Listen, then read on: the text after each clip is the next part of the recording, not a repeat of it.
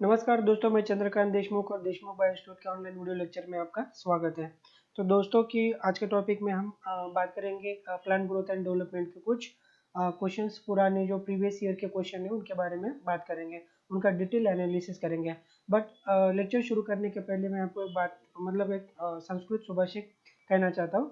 नाभिषेको न संस्कार सिंहस्य क्रियते वने विक्रमार्जित राज्यस्य स्वयमेव नरेंद्रता। इसका मतलब है कि there is no official coronation ceremony held to declare Lion the king of jungle.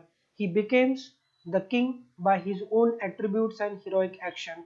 Similarly, a person can achieve a position above the other with his virtue and efforts.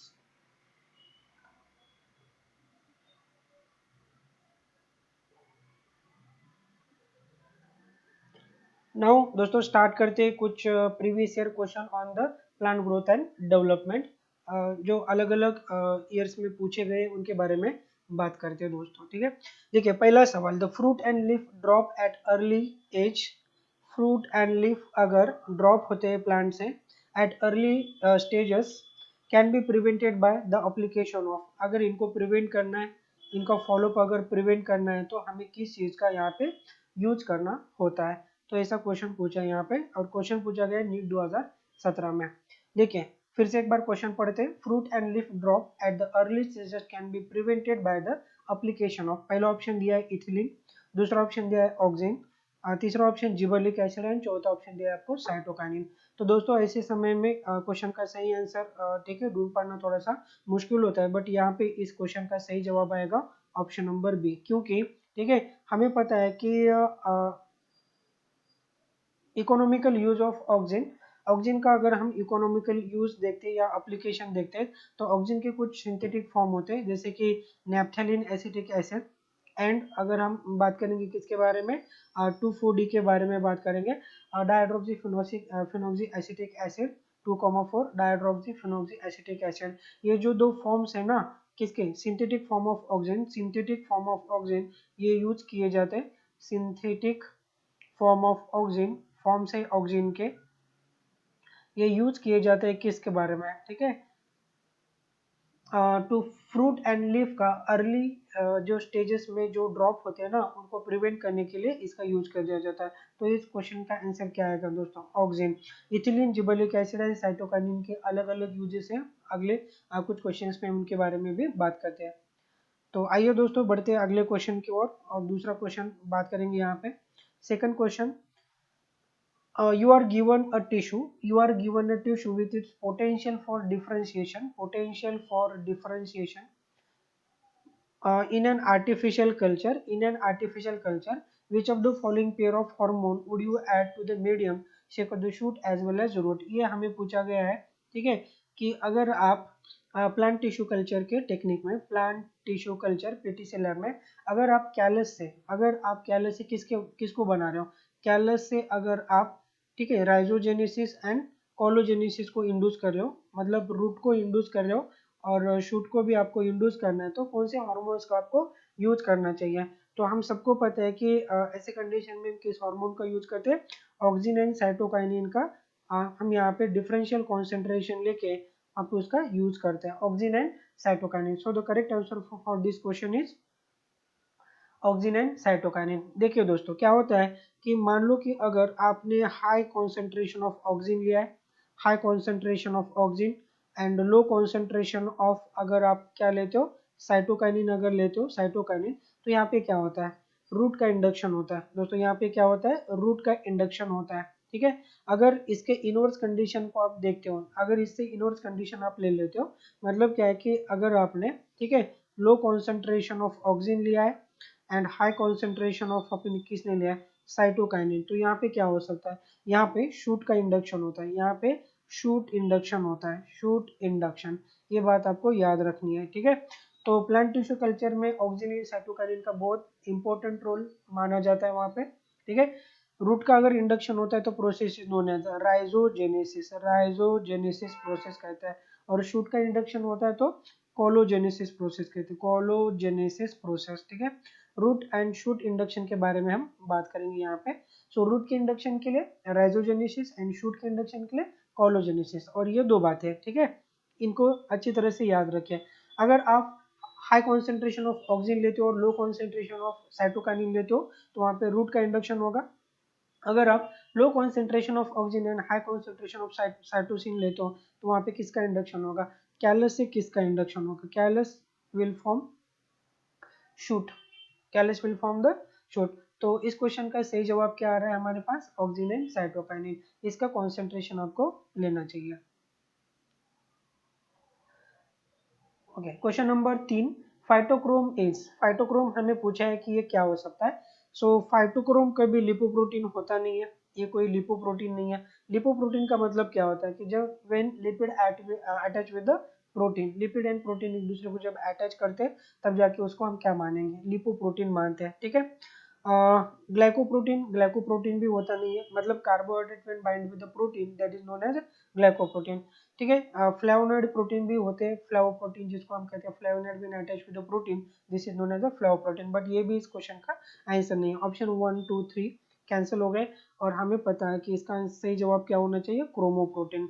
सो याद रखिए दोस्तों कि phytochrome is a chromoprotein, phytochrome क्या है, एक chromoprotein है। Chromoprotein का मतलब क्या है कि कुछ कलरिंग पिगमेंट जब किसके साथ अटैच हो जाएंगे, प्रोटीन के साथ अटैच हो जाएंगे, colouring pigment when attach with the protein then it is known as a chromoprotein. तो ऐसे प्रोटीन को क्या कहेंगे हम, क्रोमोप्रोटीन। और एक क्रोमोप्रोटीन ही कौन है, फाइटोक्रोम है। और फाइटोक्रोम के हमने दो फॉर्म भी देखे थे, phytochrome red and phytochrome far red के बारे में, फार रेड, ठीक है। तो ड्यूरिंग द फोटो पीरियोडिज्म हमने फ्लावरिंग के दौरान देखा था प्लांट के अंदर, तो ये दो फॉर्म हो सकते हैं। और इसका जो वेवलेंथ होता है तो 660 नैनोमीटर होता है फाटोक्रोम फारेड का, आई एम सॉरी रेड का। एंड फाटोक्रोम फारेड का क्या होता है, ठीक है, 730 नैनोमीटर के रेंज में ये होता है।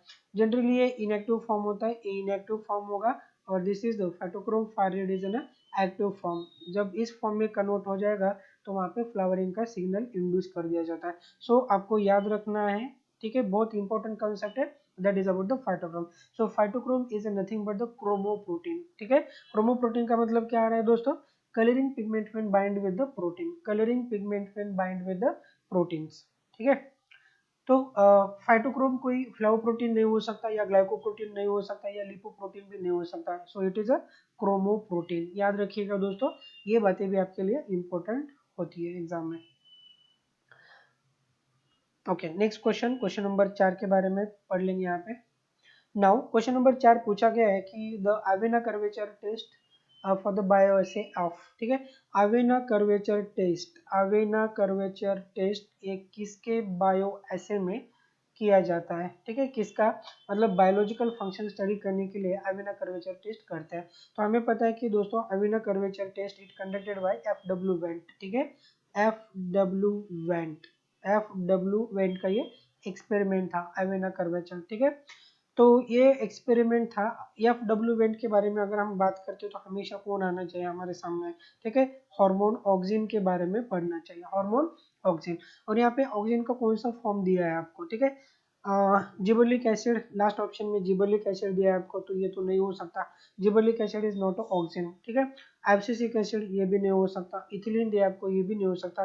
तो करेक्ट आंसर क्या हो जाएगा आपके सवाल का, आपके सवाल का सही जवाब तो आ रहा है, ठीक है, indole acetic acid. Indole acetic acid is a natural form of oxygen, is a natural and most abundant form of oxygen, natural form of oxygen, ये कौन है, natural form of oxygen, that is indole 3 acetic acid, जिसे हम क्या कहेंगे, indole, indole 3 acetic acid, indole 3 acetic acid.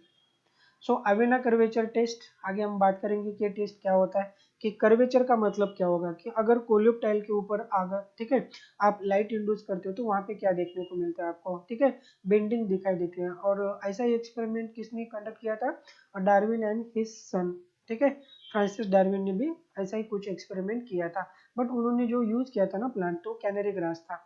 तो ये बात आपको याद रखनी है यहाँ पे, अवेना कर्वेचर टेस्ट, ठीक है, is used for the bioassay of auxin hormone, किसके बारे में ये यूज करते हैं, हार्मोन ऑक्सिन के लिए यूज करते हैं। सीधे सीधे हो सकता है कि आपको क्वेश्चन में ऑक्सिन का नाम ना दिया जाए, और वहाँ पे हो सकता है कि ऑक्सीजन के जो अदर फॉर्म्स होते हैं ना वो वहाँ पे इंक्लूड कर दिया है, जैसे कि यहाँ पे इंडोल 3 एसिटिक एसिड आपको दिया है दोस्तों।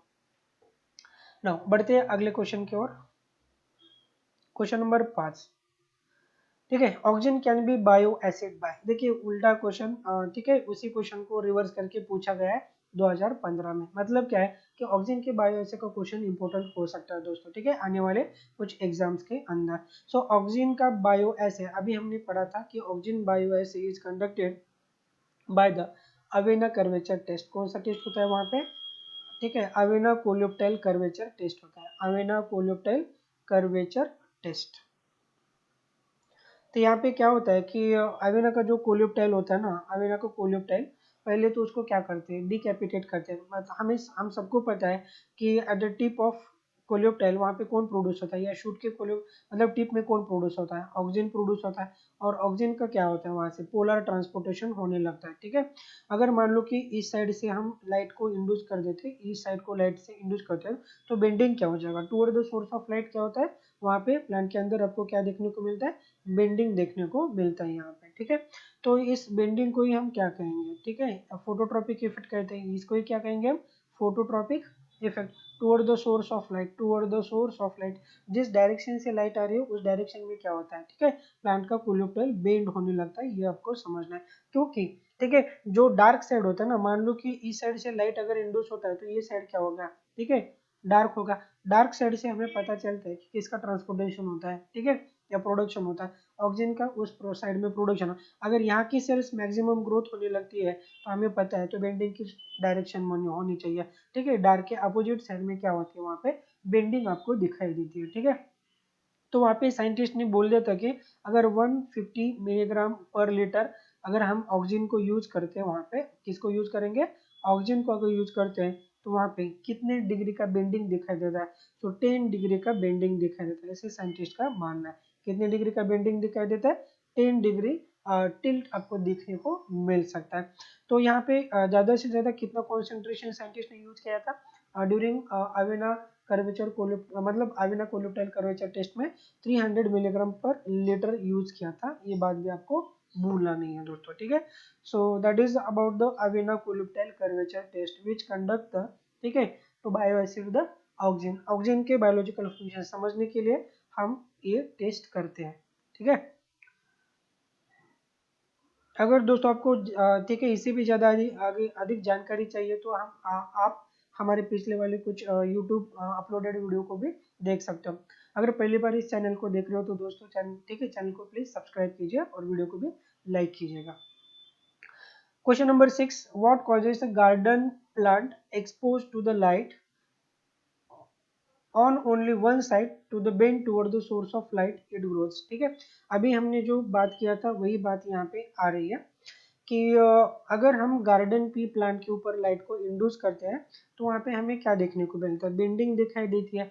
कहाँ, किधर, किस साइड में, ठीक है, toward the source of light के और बेंडिंग दिखाई देती है। तो यहाँ पे पूछा गया इसका सही कारण क्या हो सकता है, ऐसा क्वेश्चन में पूछा गया है दोस्तों, ठीक है। तो अब देखते हैं पहला option, light stimulate the plant cell on the lighted side to grow faster, नहीं, ठीक है। देखिए पहला ऑप्शन क्या कह रहा है कि मान लो कि ये आपके पास कोलियोप्टाइल है, कौन है ये, कोलियोप्टाइल, और आपने क्या किया है, इस साइड से लाइट को इंड्यूस किया है, इस साइड से लाइट को क्या कर दिया, इंड्यूस कर दिया।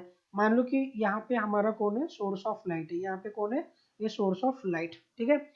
तो अगर आप लाइट को इस डायरेक्शन से इंसिडेंट करते हो तो बेंडिंग किस डायरेक्शन में होगा, ठीक है, toward the source of light के डायरेक्शन में क्या होगा, ये प्लांट का जो स्ट्रक्चर है बेंड होगा। इसका मतलब क्या होता है कि वहाँ पे जो ग्रोथ होता है ना, ग्रोथ जो होता है तो शेडेड डायरेक्शन में होता है। मतलब शेडेड एरिया जो होता है ना, मतलब मान लो कि इस एरिया के ऊपर लाइट इंसिडेंट नहीं है, ठीक है, यहाँ पे लाइट कोई भी इंसिडेंट नहीं, इस पार्ट में लाइट को इंसिडेंट हो रहा है, मतलब यहाँ पे इंसिडेंट हो रहा है। तो अगर इस डायरेक्शन से अगर ग्रोथ होती है तो बेंडिंग किस डायरेक्शन में होगा, अपोजिट डायरेक्शन में होगा, ठीक है। तो पहला ऑप्शन क्या कर रहा है, light stimulate the plant cells, नहीं, लाइट स्टिमुलेट नहीं करेगा ग्रोथ के लिए, ग्रोथ को तो स्टिमुलेट करता है हार्मोन का प्रोडक्शन, ठीक है। एंड ये बोल रहा है कि lighted set to grow faster, नहीं, जो साइट यहाँ पे इल्यूमिनेट हो चुका है लाइट से वहाँ पे फास्ट ग्रोथ नहीं होता है, जो साइट लाइट से इल्यूमिनेट होता है वहाँ पे स्लो ग्रोथ होता है, और जो शेडेड रीजन होता है वहाँ पे क्या होता है, ठीक है, फास्टर ग्रोथ होता है। तो इसके हिसाब से पहला ऑप्शन तो हमारा बिल्कुल गलत जवाब हो रहा है। अब पढ़ते हैं ऑप्शन नंबर 2 के बारे में। Auxin accumulate on the shaded side stimulating greater cell to elongation there. Correct बात है, ये बात सही हो सकती है कि ऑक्सीजन कहाँ पे एक्यूमुलेट हो रहा है, ठीक है, जो साइड हमारा कैसा है, ठीक है, शेडेड एरिया है, और उस एरिया में ऑक्सीजन का एक्यूमुलेशन ज़्यादा हो रहा है, और वो वहाँ पे क्या कर रहे हैं, स्टिमुलेशन कर रहे हैं किस चीज़ के लिए, प्लांट, मतलब वहाँ पे ग्रोथ के लिए। So option number second is the right answer for this question. ठीक है, तो बात को समझ लीजिएगा दोस्तों। जो रीजन लाइट से इल्यूमिनेट होता है वहाँ पे ग्रोथ जनरली स्लो दिखाई देता है, और जो शेडेड रीजन होता है ना वहाँ पे फास्टर ग्रोथ होती है। इसीलिए इस डायरेक्शन में आपको क्या दिखाई देगा, toward the source of light bending दिखाई देती है दोस्तों। ठीक है, ओके। तो option number 3, green plant need light to perform photosynthesis, ये बात है, बट क्वेश्चन बेंडिंग के बारे में पूछा था, तो यहाँ पे ठीक है कॉन्सेप्ट तो सही है, बट इस क्वेश्चन का जवाब नहीं हो सकता। Last option, green plant seeks light because they produce the phototropic effect. Green plant seeks light because they are phototropic, नहीं ऐसी बात नहीं है। फोटोट्रॉपिक होने के लिए वहाँ पे क्या होना चाहिए, हार्मोन का प्रोडक्शन होना चाहिए, हार्मोन का प्रोडक्शन वहाँ पे होना चाहिए, ये बात आपको समझनी है दोस्तों। और हार्मोन कौन सा होना चाहिए वहाँ पे, oxygen. So oxygen shows the phototropic effect. Oxygen shows the phototropic effect. Oxygen कौन सा इफेक्ट शो कर रहा है दोस्तों, फोटोट्रॉपिक इफेक्ट को शो कर रहा है। आइए चलते हैं नेक्स्ट क्वेश्चन के ऊपर।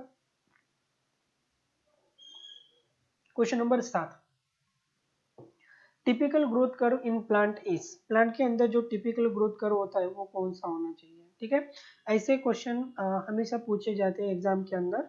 ठीक है, स्टेप स्टेप शेप नहीं, ऐसा तो नहीं होता है। पैराबोलिक, पैराबोलिक भी नहीं होगा। हाँ, सिग्मोइडल हो सकता है। तो इस क्वेश्चन का आंसर क्या होगा, ठीक है, सिग्मोइडल ग्रोथ कर्व हमें देखने को मिलता है दोस्तों। ठीक है, कौन सा कर्व, सिग्मोइडल ग्रोथ कर्व वहाँ पे देखने को मिलता है। देखिए अब ठीक है, डिटेल में जानकारी ले लेंगे सिग्मोइडल ग्रोथ कर्व के बारे में।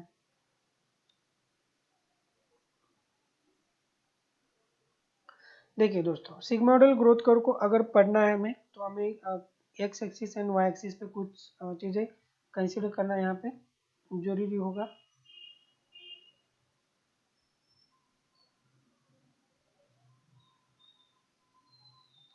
एक मिनट दोस्तों, कुछ प्रॉब्लम आ गई है, टेक्निकल प्रॉब्लम, ये रिस्पॉन्ड नहीं कर रहा है। ओके,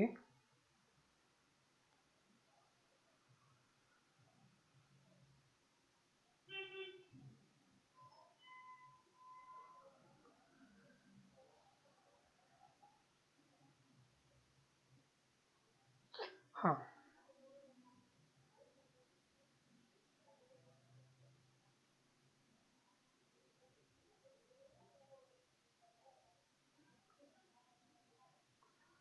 थोड़ा सा स्लो हो रहा है शायद प्रोसेस।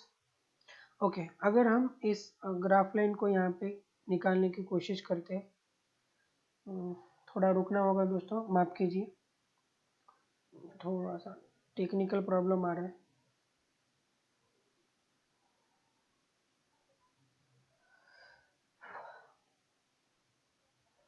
ओके, तो बात करते हैं हम टिपिकल ग्रोथ कर्व के बारे में। अगर बात करते हैं तो यहाँ पे कौन सा होना चाहिए, सिग्मोइडल ग्रोथ कर्व होना चाहिए दोस्तों। हमेशा कौन सा ग्रोथ कर्व होना चाहिए, सिग्मोइडल ग्रोथ कर्व। अगर सिग्मोइडल ग्रोथ कर्व के बारे में हम बात करते हैं तो ये इस टाइप का ऐसा कर्व होना चाहिए।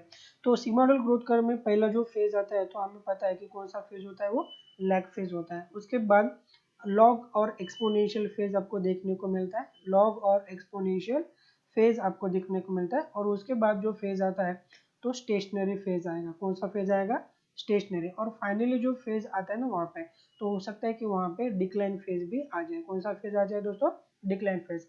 क्योंकि नॉर्मल ग्रोथ में क्या होता है कि न्यूट्रिशन लिमिटेड होते हैं। नॉर्मल ग्रोथ या टिपिकल ग्रोथ में न्यूट्रिएंट क्या होता है, न्यूट्रिएंट, न्यूट्रिएंट हमें कैसे देखने को मिलता है दोस्तों, ठीक है, लिमिटेड अमाउंट में देखने को मिलता है, लिमिटेड अमाउंट में देखने को मिलता है। अगर लिमिटेड अमाउंट में न्यूट्रिएंट है तो आप लीनियर ग्रोथ कभी शो नहीं कर सकते। तो वहाँ पे क्या हो सकता है, ठीक है, इनिशियल अमाउंट में थोड़ा सा ग्रोथ कम दिखाई देता है, फिर से एक, ठीक है, एक्सपोनेंशियली क्या होता है वहाँ पे ग्रोथ बढ़ने लगता है। और उसके बाद जब न्यूट्रिशन लिमिटेड कंडीशन में आता है या खत्म होने आता है, तो वहाँ पे क्या होने लगता है, ठीक है, कि धीरे धीरे स्टेशनरी ग्राफ से हम डिक्लाइन फेज में भी जा सकते हैं। तो ये फेज होता है, ठीक है। तो एक्सपोनेंशियल फेज को यहाँ पे एक्सप्लेन करने के लिए एक्सपोनेंशियल फेज को यहाँ पे, ठीक है, मतलब एक्सप्लेन करने के लिए जो ग्रोथ रेट होता है ना, तो उसका फॉर्मूला भी हमको पता होना चाहिए। That is about the W1 is equal to W0 exponential to the, ठीक है, म्हणजे logarithmic base to the ERT, ये फॉर्मूला होना चाहिए। तो यहाँ पे क्या होता है, W1 का मतलब क्या होगा, इनिशियल साइज, W0 का मतलब क्या होता है, फाइनल साइज, ठीक है, E का मतलब क्या होगा, base to the log E, ठीक है, R का मतलब क्या होगा, intrinsic growth rate, and T with the time, ठीक है। तो इस फॉर्मूले को हमको यहाँ पे समझना चाहिए, ठीक है।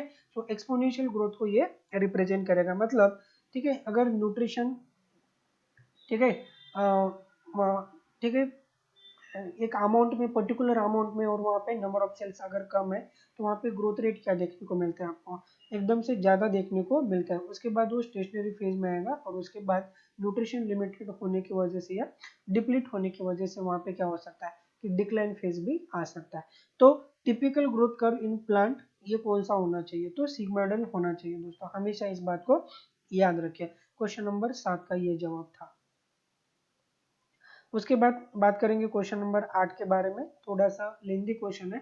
Doctor F.W. Went noted that if coleoptile tip were remove, अगर हम कोल्यूप्टाइल के टिप को अगर हम रिमूव कर देते हैं, ठीक है, and place on the agar for an hour, ठीक है, agar would produce a bending when placed on one side of the freshly cut coleoptile stems।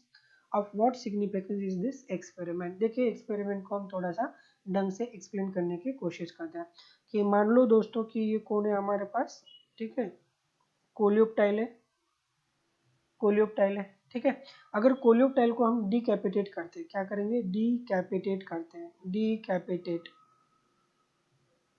Deep capitation का मतलब क्या होता है कि ऊपर वाला हिस्सा क्या करेंगे, कैप वाला हिस्सा यहाँ से कट करके निकाल देंगे, तो क्या होगा, तो यहाँ पे हमारे पास जो कोलियोप्टाइल होगा तो थोड़ा सा शॉर्ट हेडेड होगा यहाँ पे, ठीक है। और जो डीकैपिटेट पार्ट हमने किया है, मान लो कि इस पार्ट को हमने यहाँ से डीकैपिटेट कर दिया, और इस पार्ट को क्या करेंगे हम आगार ब्लॉक के ऊपर रख देंगे, ठीक है, किसके ऊपर रख देंगे, आगार ब्लॉक के ऊपर हम इसको रख देते हैं, ठीक है। मान लीजिएगा कोई एक आगार ब्लॉक है हमारे पास, ये ऐसे साइज का, ठीक है, और इसके ऊपर हमने किसको रखा है, इसके ऊपर हमने रखा है किसको, डीकैपिटेट कोलियोप्टाइल का पार्ट, डीकैपिटेट कोलियोप्टाइल का पार्ट। तो क्या होता है दोस्तों कि ठीक है, इस कोलियोप्टाइल के अंदर जो डीकैपिटेटेड पार्ट है, कोलियोप्टाइल के अंदर जो हार्मोन बन रहा था, तो हार्मोन क्या होगा वहां से, ठीक है, इस डायरेक्शन में डिफ्यूज हो जाएगा। अगर उसके बाद इस, ठीक है, अगर ब्लॉक को ही हम कहाँ पे रख देंगे, डीकैपिटेटेड कोलियोप्टाइल के ऊपर अगर रख देते हैं, डीकैपिटेटेड कोलियोप्टाइल के ऊपर अगर हम मान लो कि इस आगार ब्लॉक को रख देते, ठीक है, किसको रख देंगे, आगार ब्लॉक को अगर रख देते यहाँ पे, तो क्या होगा, आगार ब्लॉक को रखने के बाद हमें पता चलता है कि उसमें जो हार्मोन डिफ्यूज होके आया था वो कहाँ पे जाएगा, ठीक है, इस कोल्यूप्टाइल के अंदर चला जाएगा डिफ्यूज होके। तो वहाँ पे क्या देखने को मिलेगा, आपको ग्रोथ देखने को मिलता है। जो कोल्यूप्टाइल जिसको डिकैपिटेट करने के बाद उसका कैपिटेटेड पार्ट कहाँ पे रख दिया था हमने, आगार ब्लॉक के ऊपर। आगार में क्या होता है कि जो हार्मोन यहाँ पे थे वो वहाँ से क्या हो गया, डिफ्यूज हो जाएंगे। फिर से हम इस ब्लॉक को कहाँ पे रखेंगे, डिकैपिटेटेड पोर्शन के ऊपर अगर रख देते हैं, तो हमें क्या देखने को मिलता है वहां पे, ठीक है। तो फिर से यहाँ पे क्या हो गया कि डिफ्यूजन हो गया, और यहाँ पे क्या दिखाई देगा, इस पार्ट का हमें ग्रोथ देखने को मिल सकता है। यही एक्सपेरिमेंट है FW वेंट का, जो हम बायो ऐसे टेस्ट कहते हैं ना दोस्तों, यही बायो ऐसे टेस्ट था हमारा, ठीक है। तो what is the significance of this experiment, ऐसा पूछा गया है आपको। सो ठीक है, क्वेश्चन नंबर 8 के बारे में अगर बात करते हैं, तो it is made possible the isolation and external identification of function. क्या ये बात हो सकती है, हाँ दोस्तों ये बात सही है, ठीक है। अगर हम ये एक्सपेरिमेंट करते हैं, तो इस एक्सपेरिमेंट से हमें क्या पता चल रहा है, कोई तो एक सब्सटेंस था डिकैपिटेटेड पार्ट में, जो कहाँ से मतलब कहाँ से कहाँ डिफ्यूज हो गया, ठीक है। तो डिकैपिटेटेड पार्ट से वो आगार ब्लॉक में डिफ्यूज हो गया। अगर जब हम आगार ब्लॉक को फिर से डिकैपिटेटेड पार्ट के ऊपर रखते हैं, तो वहाँ पे फिर से हमें ग्रोथ देखने को मिलता है। तो इसका मतलब क्या है, it is made possible the isolation and exact identification of oxygen. तो अगर हम आगार ब्लॉक से आगार ब्लॉक जो यहाँ पे ग्रोथ शो कर रहा था, अगर यहाँ से उस केमिकल को आइसोलेट करके अगर हम उसको केमिकली टेस्ट कराते हैं, और हमें पता चलता है कि ये कौन होगा, ठीक है, ऑक्सीजन हो सकता है। तो इस एक्सपेरिमेंट के ऊपर से हम यही कंक्लूजन यहाँ पे निकाल सकते हैं। ठीक है दोस्तों, उसके बाद बात करेंगे नेक्स्ट क्वेश्चन के बारे में। Question number 9। Question number 9. A few normal seedling of tomato were kept in a dark room. After a few days, they were found to have become white colored like albinos. Which of the following term you will use to describe? ठीक है, तो ऐसे condition को आप क्या मतलब ये कौन सा टर्मिनोलॉजी हो सकता है? टर्मिनोलॉजी डिपेंडेंट क्वेश्चन है दोस्तों, इतना मुश्किल नहीं है। क्या है कि यहाँ पे एक टोमेटो का सीडलिंग है, एक छोटा सा प्लांट है, उसको लाइट से हटा के आप कहाँ पे लेके जा रहे हो? ठीक है, डार्क कंडीशन में लेके जाओ जहाँ पे अंधेरा होगा या लाइट एब्सेंट होगा। तो वहाँ पे क्या देखने को मिलता है? आफ्टर फ्यू डेज, ठीक है, तो वहाँ पे क्या देखने को मिलेगा कि व्हाइट कलर या अल्बाइनो कलर का उसको मतलब उसमें दिखाई देगा हमें। ठीक है, so which of the following term use to describe this? अगर ऐसा क्वेश्चन पूछते हैं तो वहाँ पे क्या आंसर होना चाहिए? ठीक है, सो ये पूरा का पूरा ठीक है एक्सप्लेन कर रहा है इट्यूलेशन कंडीशन को। मतलब क्या होता है कि अगर अगर किसी लाइट ग्रोन सीडलिंग को देख लीजिए यहाँ पे, अगर किसी लाइट ग्रोन सीडलिंग को हम डार्क में अगर शिफ्ट करते हैं तो वहाँ पे ठीक है आपको क्या देखने को मिलता है? ठीक है, तो बहुत ज़्यादा आपको ग्रोथ, इंटरनोडल ग्रोथ आपको ज़्यादा से ज़्यादा देखने को मिलते हैं। And such condition is known as a etiolation. Such condition is known as a etiolation. ठीक है, ये म्यूटेशन से नहीं हो सकता, एम्बोलाइज नहीं है, ये तो एनिमल की ग्रोथ के बारे में बोल रहा है। ठीक है, तो ये यहाँ पे नहीं हो सकता। डिफोलेशन का मतलब क्या था? पत्तों का झड़ जाना, तो ये भी नहीं हो सकता है। तो वहाँ पे अगर प्लांट के पार्ट देखिए डार्क में रखने से अगर व्हाइट कलर के दिखाई देते हैं और वहाँ पे जो स्टेम है था, स्टेम का बहुत ज़्यादा इलोंगेशन आपको देखने को मिलता है। So such condition is known as a stem elongation, वहाँ पे आपको देखने को मिलेगा। Such condition is known as a etiolation process. So इस ठीक है क्वेश्चन के हिसाब से सही आंसर कौन सा होना चाहिए? इट्यूलेटेड सही आंसर होना चाहिए दोस्तों। उसके बाद क्वेश्चन नंबर 10 के बारे में बात करेंगे। विच ठीक है, which one of the following growth regulator is known as a stress hormone? हम स्ट्रेस हार्मोन किसे कहते हैं, ऐसा क्वेश्चन पूछा गया है दोस्तों। देखिए सीधा सीधा स्ट्रेट लाइन क्वेश्चन है, तो हमेशा ही हमको पता होना चाहिए कि स्ट्रेट हार्मोन मतलब जो स्ट्रेस हार्मोन होता है ना, तो कौन होना चाहिए हमारा? Abscisic acid. कौन होना चाहिए? Abscisic acid is called as a stress hormone, क्योंकि ये प्लांट के अलग अलग स्ट्रेस में काम करता है। जैसे कि वाटर स्ट्रेस में स्टोमेटा का क्लोज करना। ठीक है, सो ड्यूरिंग वाटर स्ट्रेस स्टोमेटो को क्या करना? स्टोमेटा को क्या करेगा? क्लोज कराएगा। ठीक है, स्टोमेटा को क्लोज कराएगा during the water stress. So अलग अलग स्ट्रेस में ये काम करता है hormone, that is about the abscisic acid. So abscisic acid एक डिफाइंड टर्म है, that is known as the stress hormone. कभी भूलिएगा मत, स्ट्रेस हार्मोन हम किसको कहते हैं? So stress hormone is the name of abscisic acid. ठीक है, ethylene, gibberellic acid and auxin, इन्हें हम स्ट्रेस हार्मोन नहीं कहते। तो ओरिजिनल में स्ट्रेस हार्मोन कौन होता है दोस्तों? एब्सिसिक एसिड होता है। उसके बाद during seed germination its stored food is mobilized by. ठीक है, देखिए कि ड्यूरिंग सीड जर्मिनेशन सीड के अंदर जो स्टार्च होता है या एंडोस्पर्म होता है, उसके अंदर जो फूड होता है ना, उस फूड को मोबिलाइज करने के लिए कौन जिम्मेदार होता है? ऐसे पूछा गया है। कौन सा हार्मोन सीड के जर्मिनेशन के दौरान, ठीक है, यहाँ पे जो स्टोरेज फूड होता है ना, उसको मोबिलाइज करने में इंपॉर्टेंट रोल प्ले करता है। सो ऐसा रोल प्ले करने वाला कौन होता है? हमेशा जिबरलिक एसिड होता है। सो हमें पता है कि gibberellic acid show its role in the, ठीक है, सिर्फ I am sorry abscisic acid को हमने क्लिक किया वहाँ पे, तो सवाल का आंसर क्या होगा? जिबरलिक एसिड। क्वेश्चन नंबर 11 का सही आंसर क्या होना चाहिए? जिबरलिन और जिबरलिक एसिड। सो जिबरलिक एसिड ये अपोजिटली काम करता है एब्सिसिक एसिड से। एब्सिसिक एसिड, क्योंकि एब्सिसिक एसिड हमें पता है कि सीड डॉर्मेंसी को मेंटेन करेगा, सीड डॉर्मेंसी को ये मेंटेन करता है, मतलब जर्मिनेशन को इनिबिट कराता है। जर्मिनेशन को क्या कराएगा? ये इनिबिट कराता है। बट ठीक है। जिबरलिक एसिड इसके अपोजिटली काम करता है। जिबरलिक एसिड का रोल क्या होगा, ठीक है। जिबरलिक एसिड सीड डॉर्मेंसी को इनहिबिट कराएगा और सीड को जर्मिनेशन कराता है। सीड जर्मिनेशन में ये इन्वॉल्व होता है।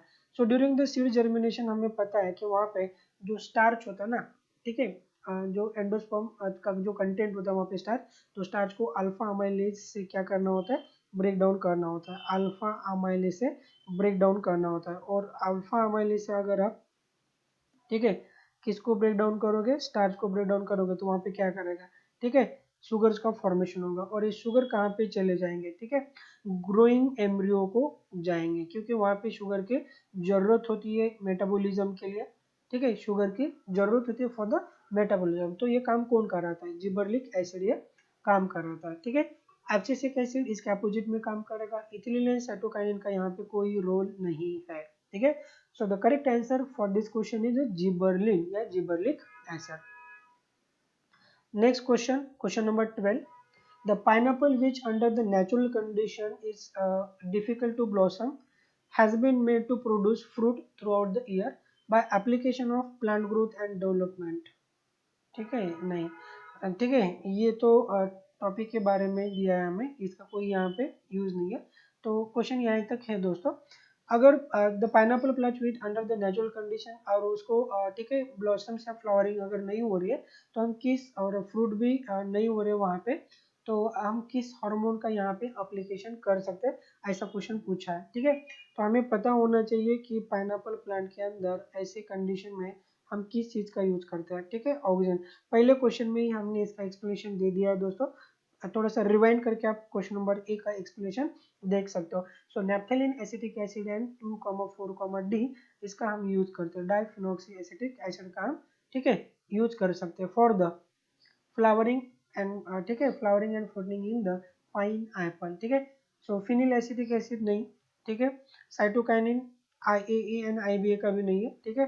तो पूरा लेक्चर अगर हम आप ठीक है, अगर आप हमारा देख ले तो यूट्यूब पे अवेलेबल है फ्री आपके लिए, तो आपको पता चलेगा कि पाइनएप्पल के लिए फ्लावरिंग इंड्यूस करना या फ्रूटनिंग इंड्यूस करना किसका रोल होता है। Naphthalene acetic acid and 2,4-D का ये यूज होता है। तो ये बहुत टिपिकल क्वेश्चन है दोस्तों, तो ऐसे क्वेश्चन को याद रखना बहुत जरूरी होता है आपके लिए।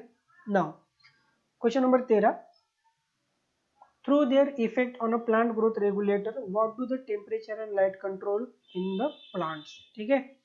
तो कौन सा effect light and temperature control रखते हैं, ऐसा क्वेश्चन आपको पूछा है। तो हमें पता होना चाहिए कि टेम्परेचर फ्लावरिंग, लाइट पे फ्लावरिंग के लिए यूज होता है वहाँ पे, ठीक है। तो इस क्वेश्चन का सही जवाब क्या होना चाहिए, फ्लावरिंग। इस क्वेश्चन का सही जवाब क्या होना चाहिए, फ्लावरिंग। देखिए दोस्तों, क्योंकि हमने पढ़ा था कि low temperature in case of vernalization, low temperature को हमने बात किया था कहाँ पे, वर्नलाइजेशन के अंदर।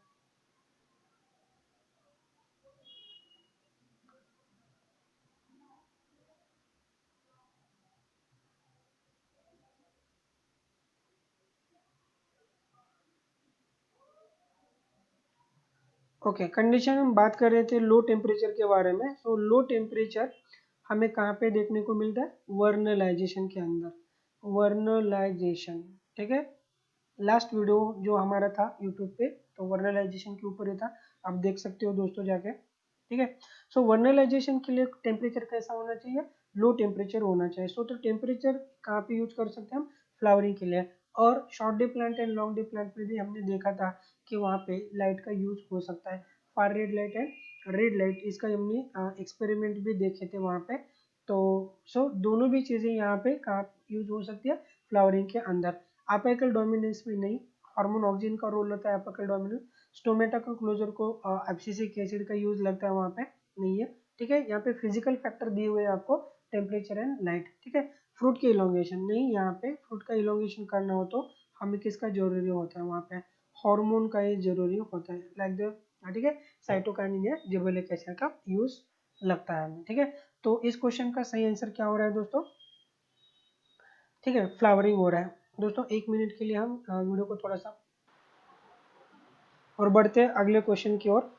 क्वेश्चन नंबर 14 के बारे में बात करेंगे। क्वेश्चन नंबर 14, देखिए क्वेश्चन क्या कहता है, which of the following generally act as antagonist to the gibberellin. Antagonistic का मतलब होता है कि opposite, opposite to the gibberellin कौन काम करता है, ऐसा क्वेश्चन पूछा गया है। ठीक है, इसके पहले के क्वेश्चन में हमने आपको एक्सप्लेनेशन दिया था कि जिबरलिन का एंटागोनिस्टिक हार्मोन होता है एब्सिसिक एसिड। कौन होता है ये? Abscisic acid, that is called as a stress hormone, that is called as a stress hormone. एक stress hormone that is named as the gibberellic acid which is antagonistic to the abscisic, ठीक है, gibberellic acid का abscisic acid एक antagonistic hormone है। तो इस question का सही जवाब क्या होना चाहिए? Abscisic acid. ठीक है, जियाटिन, जियाटिन का तो साइटोकाइनिन का एक फॉर्म है। इथिलीन नहीं हो सकता, auxin that is indole 3 acetic acid, ये नहीं हो सकता। तो हमें पता है कि इस क्वेश्चन का सही जवाब क्या हो रहा है हमारे पास, abscisic acid, because abscisic acid inhibit the seed germination, it inhibit seed germination, ये seed germination को inhibit कराता है। और दोस्तों कौन?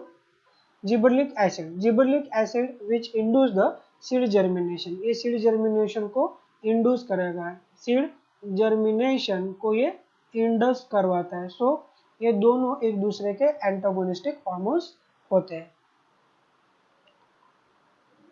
Next question, question vernalization stimulate flowering इन।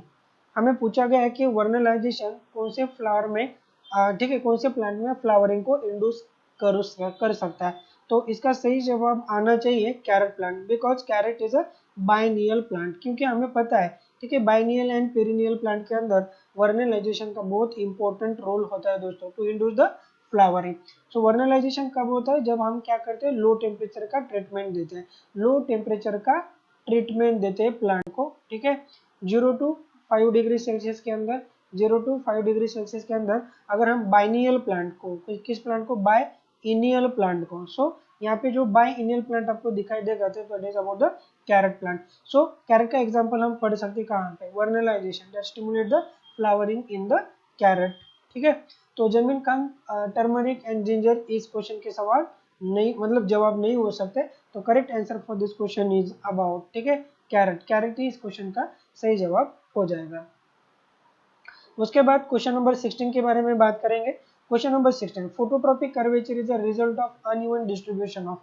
फोटोट्रॉपिक कर्वेचर, ये अनइवन डिस्ट्रीब्यूशन किसका होता है? ठीक है, एक्चुअली हमें अविना कर्वेचर टेस्ट देखा है। अविना कर्वेचर टेस्ट किसके बारे में कहता है? अविना कर्वेचर टेस्ट, ठीक है, ऑक्सिन के बारे में होता है। तो फोटोट्रॉपिक कर्वेचर भी कौन क्रिएट कराता है? Uneven distribution of auxin, uneven distribution of auxin. Even distribution and uneven distribution, इसका मतलब समझ लेते हैं।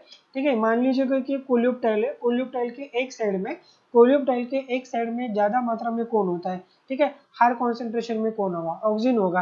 और अपोजिट साइड, ठीक है, उसके अपोजिट साइड में अगर देखा जाए इस साइड में, ठीक है, ऑक्सीजन का कॉन्सेंट्रेशन बहुत कम होता है, ऑक्सीजन का कॉन्सेंट्रेशन बहुत कम होता है। तो ज्यादा ग्रोथ किस तरफ होती है? डार्क साइड रीजन में होती है। और लाइट इंसिडेंट, मतलब लाइट, ठीक है, इल्यूमिनेटेड रीजन में थोड़ा सा ग्रोथ आपको कम दिखाई देता है, क्योंकि यहाँ पे कॉन्सेंट्रेशन ऑफ, ठीक है, ठीक है, ऑक्सीजन कम होता है। और इस शेडेड जोन में कॉन्सेंट्रेशन ऑफ ऑक्सीजन क्या होता है? ज्यादा होता है। सो यहाँ पे ये जो डिस्ट्रीब्यूशन है, एक तरफ ज्यादा है, दूसरी तरफ कम है, so that is known as a uneven distribution. ठीक है, so uneven distribution of which hormone? Oxygen, which induce the phototropic curvature.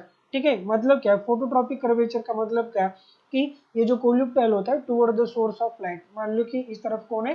Source of light है, तो इस डायरेक्शन में क्या होगा? ये बेंड हो जाएगा। इस डायरेक्शन में क्या हो सकता है? ये बेंड हो जाएगा। So that is known as a phototropic curvature and this is due to the, ठीक है, oxygen, this is due to the oxygen, ये ऑक्सीजन का इफेक्ट होता है, ये बात याद रखिए दोस्तों। ठीक है, so this is due to the oxygen, phototropic curvature. Next question, next question, photoperiodism was first characterized in. Photoperiodism, ठीक है, साइंटिस्ट गार्नर एंड अलार्ड उन्होंने किया था। और उन्होंने, ठीक है, जो प्लांट चॉइस किया था, सो that is about the tobacco plant, that is about the, कौन सा प्लांट था वो? टोबैको प्लांट था, टोमेटो नहीं, वो कौन सा प्लांट था? Tobacco plant. ठीक है, मेरीलैंड मैमंथ वैरायटी के ऊपर टोबैको प्लांट। ठीक है, साइंटिस्ट का नाम क्या है? Garner, GARNER, Garner and Allard. Scientist का नाम क्या है? गार्नर एंड एलार्ड, 1920s में शायद। ठीक है, 1920s में उन्होंने किसके ऊपर एक्सपेरिमेंट किया था? टोबैको प्लांट के ऊपर। उसका एक वैरायटी यूज किया था, टोबैको प्लांट का एक वैरायटी जिसका नाम है मेरीलैंड मैमोथ। ठीक है, इसको याद रखना दोस्तों। ठीक है, बहुत इंपॉर्टेंट कॉन्सेप्ट है need point of view. Photoperiodism was first characterized in the plant like the tobacco. ठीक है, और वैरायटी कौन सा था उसका, मेरीलैंड मैमोथ। साइंटिस्ट कौन थे स्टडी करने वाले फोटोपीरियोडिज्म के बारे में, गार्नर एंड अलार्ड। फोटोपीरियोडिज्म का स्टडी करने वाले गार्नर एंड अलार्ड थे। ठीक है, next question, coiling of garden pea tendrils around any support is an example of। ठीक है, किसी भी सपोर्ट को, ठीक है, अगर टेंड्रिल क्या कर रहे हैं वहां पे, कॉइल कर रहे हैं, तो इस कॉन्सेप्ट को हम क्या कहेंगे, थिग्मोट्रोपिज्म। इसे क्या कहते हैं दोस्तों, thigmotropic effect. This is known as thigmotropic effect. ठीक है, so thigmotropic effect is nothing but the, ठीक है, movement of curvature. Thigmotropic effect कहाँ पे हमें देखने को मिलेगा, मूवमेंट ऑफ कर्वेचर में। सो मूवमेंट ऑफ कर्वेचर क्या होता है, प्लांट का कुछ पर्टिकुलर पार्ट, ठीक है, अगर मूव करता हो, so that is known as a movement of curvature. अगर प्लांट का पूरा पार्ट, ठीक है, बॉडी छोटे से पार्ट जो होते हैं ना प्लांट के, अगर एक जगह से दूसरी जगह पे जाते हैं तो that is known as a movement of locomotion. ठीक है, सो थिग्मोट्रोपिज्म, ठीक है, गार्डन पे का जो कॉइलिंग होता है, उसके टेंडल का जो कॉइलिंग होता है around the support is known as a thigmotropic effect. ठीक है, थिग्मोटैक्सिस नहीं होता है। थिग्मोटैक्सिस हमें वाइटल मूवमेंट में दिखाई देता है, वाइटल के, ठीक है, ठीक है, पैराटोनिक मूवमेंट में हमको देखने को मिलता है। ठीक है, थिग्मोनास्टी नहीं, थिग्मोनास्टी का एग्जांपल तो हमें ड्रोसेरा एंड डायोनिया प्लांट के अंदर देखने को मिलता है, इंसेक्टिवोरस प्लांट के अंदर। ठीक है, so thigmotropism is a correct answer for this question. तो हो सकता है कि थिग्मोटैक्सिस, थिग्मोनास्टी एंड थिग्मोट्रोपिज्म, इसमें आपको कंफ्यूज हो सकता है। ठीक है, तो ऐसे टाइम में आपको क्वेश्चन ध्यान से पढ़ना होता है, इन्फॉर्मेशन को समझ लेना होता है और कॉन्सेप्ट को भी समझ लेना होता है। ठीक है, so that is about the thigmotropism. Thermotaxis में क्या होता है, टेम्परेचर, ठीक है, टेम्परेचर को सेंस करके क्या होता है वहां पे प्लांट के कुछ पार्ट का मूवमेंट हो सकता है, that is about the thermotactic movement. ठीक है, सो थर्मा मींस क्या होता है वहां पे, टेम्परेचर। ठीक है, थर्मा मींस टेम्परेचर। कुछ फ्लावर के अंदर आपको ठीक है देखने को मिलता है उनका ओपनिंग एंड क्लोजिंग, इसके बारे में हम स्टडी करेंगे आगे जाके। Now question number 19, next question, one of the commonly used plant growth hormone in tea plantation is। Tea plantation के अंदर कौन सा, ठीक है, टी प्लांटेशन के लिए हम कौन सा नॉर्मल हार्मोन का यूज कर सकते हैं। तो दोस्तों एनसीईआरटी ने भी इसका ठीक है दिया है। ठीक है, that is about the auxin. Auxin को हम यहाँ पे यूज कर सकते हैं टी प्लांटेशन के लिए, हम किसको यूज करेंगे, ऑक्सिन को यूज कर सकते हैं। That is about the indole 3 acetic acid. ठीक है, इथिलीन, एब्सिसिक एसिड, जियाटिन, ये तो अलग अलग फॉर्म हो गए, बट इसका सही जवाब क्या होना चाहिए, ठीक है, इंडोल 3 एसिटिक एसिड, इसका हम यूज करते हैं। ठीक है, प्लांट हार्मोन इन टी प्लांटेशन के लिए। क्योंकि टी प्लांटेशन में क्या होता है कि अपाइकल बड इंपॉर्टेंट होता है, और ठीक है हमें पता है कि auxin is involve in the apical bud dominance. ठीक है, apical bud dominance, apical dominance में इसका बहुत इंपॉर्टेंट रोल होता है। अपाइकल डोमिनेंस किसमें, अपाइकल डोमिनेंस में किसका रोल, ऑक्सिन का रोल। ठीक है, हार्मोन ऑक्सिन का। सो टी प्लांट में, ठीक है, अपाइकल बड इंपॉर्टेंट होता है, तो शायद इसका यूज यहाँ पे कर दिया जाता है। Now question number 20, root development is promoted by. Root का डेवलपमेंट कौन प्रमोट करता है, अगर ऐसा पूछा जाए तो ठीक है इसका सही जवाब होना चाहिए इथिलीन। इसका सही जवाब क्या होना चाहिए, इथिलीन। ये आपको ठीक है प्लांट टिश्यू कल्चर के अंदर नहीं पूछा है, नेचुरली आपको पूछा गया है कि यहाँ पे रूट ग्रोथ इज प्रमोटेड, ठीक है, रूट हेयर्स हो गए या रूट का ग्रोथ होगा, इसको इनको प्रमोट करने के लिए कौन सा हार्मोन होता है वहाँ पे। ठीक है, that is about the ethylene.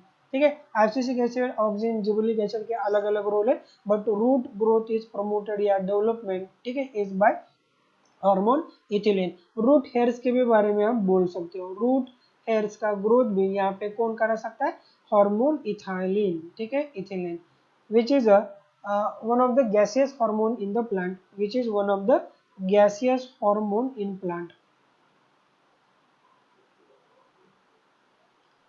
ठीक है, गैसियस हार्मोन है प्लांट का, जिसका प्रिकर्सर कौन होता है, अमीनो एसिड मिथ्योनिन। जिसका प्रिकर्सर कौन होता है, अमीनो एसिड मिथ्योनिन। ठीक है, देखते हैं नेक्स्ट क्वेश्चन को। Question number 21, one of the following is a synthetic oxygen. नीचे दिए गए कौन सा सिंथेटिक ऑक्सीजन है, ऐसा हमको पूछा गया है।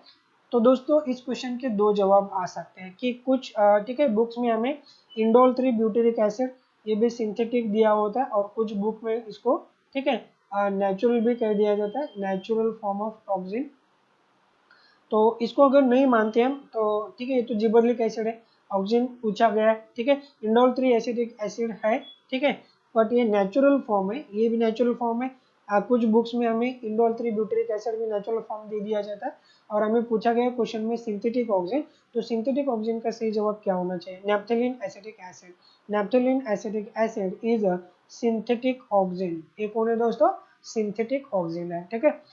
तो ऐसे भी क्वेश्चन बहुत ज्यादा बार एग्जाम में पूछे जाते हैं और बच्चे कंफ्यूज हो जा सकते हैं। Next question, question number 22, which one of the following acid is a derivative of carotenoid. Carotenoid का डेरिवेटिव कौन हो सकता है, ऐसा क्वेश्चन में पूछा गया है। तो that is about the abscisic acid, क्योंकि हार्मोन हमें पता है कि एब्सिसिक एसिड का प्रिकर्सर कौन होता है, एब्सिसिक एसिड का प्रिकर्सर, ठीक है हार्मोन एब्सिसिक एसिड का प्रिकर्सर कौन होता है, कैरोटीनॉइड, ठीक है कैरोटीनॉइड एक पिगमेंट हमें दिखाई देता है, pigment molecule, that is about the carotenoid, ठीक है। सो carotenoid is a precursor for the abscisic acid, ठीक है क्योंकि हमें पता है कि इसका प्रिकर्सर क्या होना चाहिए, इंडोल 3 एसिटिक एसिड का प्रिकर्सर एक अमीनो एसिड होता है, दैट इज अबाउट द ठीक है tryptophan, that is about the tryptophan, क्योंकि उसमें इंडोल ग्रुप होता है। कौन सा ग्रुप होता है, indole group containing amino acid, ठीक है। उसके बाद जिबरलिक एसिड का कौन होता है, टर्पिन्स होते हैं ना भाई, इसके कौन होते हैं, टर्पिन्स प्रिकर्सर। और एब्सिसिक एसिड का प्रिकर्सर कौन है, carotenoid, carotenoid. Indole 3 butyric acid दिया है आपको IBA, तो that is about the oxygen. ये भी कौन है, ऑक्सीजन, जिसका प्रिकर्सर कौन हो सकता है, indole group containing amino acid. तो इस क्वेश्चन का सही जवाब क्या आ रहा है, ठीक है इस क्वेश्चन का सही जवाब आ रहा है एब्सिसिक एसिड, ठीक है carotenoid derivative abscisic acid. Next question, question number 23, importance of the day length in a flowering plant was first shown in। मतलब ये फोटो पीरियोडिज्म के बारे में बोल रहा है, फोटो पीरियोडिज्म के बारे में। इसके पहले भी हमने बोल दिया था कि फोटो पीरियोडिज्म का स्टडी कहाँ पे हुआ था, ठीक है टोबैको प्लांट में। तो दोस्तों ये बहुत इंपॉर्टेंट बात हो रही है आपके लिए, क्योंकि दो बार इसके ऊपर क्वेश्चन बना है। इंपॉर्टेंट डे लेंथ, ठीक है मतलब short day plant, long day plant, day neutral plant, जो हम ऐसे प्लांट पढ़े थे ना फोटो पीरियोडिज्म। तो फोटो पीरियोडिज्म के एक्सपेरिमेंट के लिए साइंटिस्ट ने किसका यूज किया था, ठीक है स्टडी किसके ऊपर किया था, गार्नर एंड अलार्ड ने टोबैको प्लांट के ऊपर उसका स्टडी किया था। साइंटिस्ट का नाम क्या था, Garner and Allard, Garner and Allard, photoperiodism. So what is the ठीक है role of day length on the plant morphogenesis, that is known as a photoperiodism, ठीक है। तो कॉटन, पेटूनिया, लेमना, ये कोई प्लांट यहाँ पे use नहीं किया था, स्ट्रेट लाइन क्वेश्चन है तो बहुत आसान होते हैं ऐसे क्वेश्चन, बट आपको इन्फॉर्मेशन पता होना जरूरी होता है। Senescence, senescence as an active development cellular process in the growth and functioning of flowering plant is indicated in, ठीक है तो ये कहाँ पे इंडिकेट होता है ऐसे पूछा गया है। तो सबसे टिपिकल क्वेश्चन है अब तक का ये, ठीक है वेसल एंड ट्रकाइड के डिफरेंशिएशन में हमको पता चलता है, वेसल एंड ट्रकाइड का जब डेवलपमेंट होता है ना तभी हमको पता चलता है कि वहाँ पे कुछ पार्ट, ठीक है मतलब डेड पार्ट वहाँ पे बनना शुरू हो जाए, ठीक है वेस्कुलर बंडल में, तो उसे पता चलता है कि वहाँ पे क्या हो रहा है, सीनेसेंस। सो सीनेसेंस का मतलब क्या होता है कि ऐसा मैकेनिज्म जो प्लांट का, ठीक है डिस्टर्ब करा के उसका क्या कराएगा, डेथ कराएगा। तो प्लांट के अंदर वेसल एलिमेंट एंड ट्रैकर का फॉर्मेशन क्या किस चीज को डिनोट करता है, यही किस चीज को डिनोट करता है, सीनेसेंस को डिनोट करता है। अगर इस बात को आपको समझना है तो दोस्तों हमारा लास्ट वाला वीडियो आप देख सकते हो, video number 9 in plant growth and development on YouTube. Next question, the wavelength of light absorb by phytochrome red, phytochrome red इसके पहले के क्वेश्चन में हमने ठीक है आपको बताया था कि फाइटोक्रोम ठीक है रेड के लिए कौन सा वेवलेंथ होता है, 680 नैनोमीटर, 680 नैनोमीटर द लेंथ, ठीक है wavelength for the red light, ठीक है। और जब रेड लाइट होता है ना तो मतलब वहाँ पे फ्लावरिंग वगैरह इंड्यूस नहीं होती है, जर्मिनेशन भी आपको सीड के अंदर दिखाई नहीं देता है, तो सो इट इज इनएक्टिव। ये लाइट क्या कर देता है, उसको इनएक्टिव कर देता है। बट अगर कंटिन्यूस अगर आप रेड लाइट देते हो तो उसका कन्वर्जन किस चीज में हो जाएगा, फाइटोक्रोम का फार रेड में होता है, और वहाँ पे हो सकता है कि एक्टिवेशन। सो फाइटोक्रोम फार रेड के लिए कौन सा वेवलेंथ होता है, फाइटोक्रोम फार रेड के लिए तो हमें पता चलता है कि 730 नैनोमीटर के रेंज में, तो ये नियर अबाउट वैल्यू आपको दिया है उन्होंने, तो इसको याद रखिए दोस्तों, ठीक है। सो फाइटोक्रोम रेड के लिए 680 nanometer, and phytochrome far red के लिए, फाइटोक्रोम फार रेड के लिए कौन सा वेवलेंथ होना चाहिए, ठीक है, 730 के 20 टू 30 के रेंज में आना चाहिए दोस्तों, ठीक है। Next question, question number 26, which of the following pair is, ठीक है, नॉट करेक्टली मैच, मतलब इनकरेक्ट मैचिंग किसके बीच में होनी चाहिए, ऐसा पूछा गया है आपको, ठीक है। तो इस क्वेश्चन का जवाब होना चाहिए first option, gibberellic acid and leaf fall, gibberellic acid and leaf fall, ठीक है। जिबरलिक एसिड लीफ फॉल में काम नहीं करेगा, जिबरलिक एसिड लीफ फॉल में काम नहीं करेगा, ये तो हार्मोन इथिलीन का रोल होगा, ये किसका रोल होगा, हार्मोन इथिलीन का रोल होगा, ठीक है, हार्मोन इथाइलिन का ये रोल होगा। सो जिबरेलिक एसिड का एक्चुअल रोल क्या होता है, सीड जर्मिनेशन के अंदर, ठीक है, मेन रोल अगर देखते हैं हम तो seed germination, that is the breaking of dormancy, dormancy को ब्रेक कराना, ठीक है। सो बाकी के जो ठीक है जो ऑप्शन है वो सही दिए गए, जैसे कि साइटोकाइनिन सेल डिवीजन में काम करता है, सही बात है, ठीक है। Indole 3 acetic acid cell wall elongation में काम करता है, ये भी सही बात है। एब्सिसिक एसिड स्टोमेटा के क्लोजर में काम करता है during the water stress condition, during the water stress, during water stress condition में स्टोमेटा को क्लोज करेगा, ये भी सही है, ठीक है। जो इनकरेक्ट पेयर था या नॉट करेक्ट पेयर था हमारे लिए, वो तो ऑप्शन ये था, तो इसका मतलब बाकी के ऑप्शन गलत है, और यहाँ पे गलत ही सही हो रहा है यहाँ पर, ठीक है। सो जिबरेलिक एसिड लीफ फॉल में काम नहीं करेगा, हर एक का रूल आपको पता होना चाहिए दोस्तों। Now question number 27, opening of floral buds into flower is a type of, so ये जो मूवमेंट है ये हमें देखने को मिलता है ऑटोनोमिक मूवमेंट ऑफ ग्रोथ, ये कौन सा मूवमेंट है, ऑटोनोमिक मूवमेंट ऑफ ग्रोथ, ठीक है।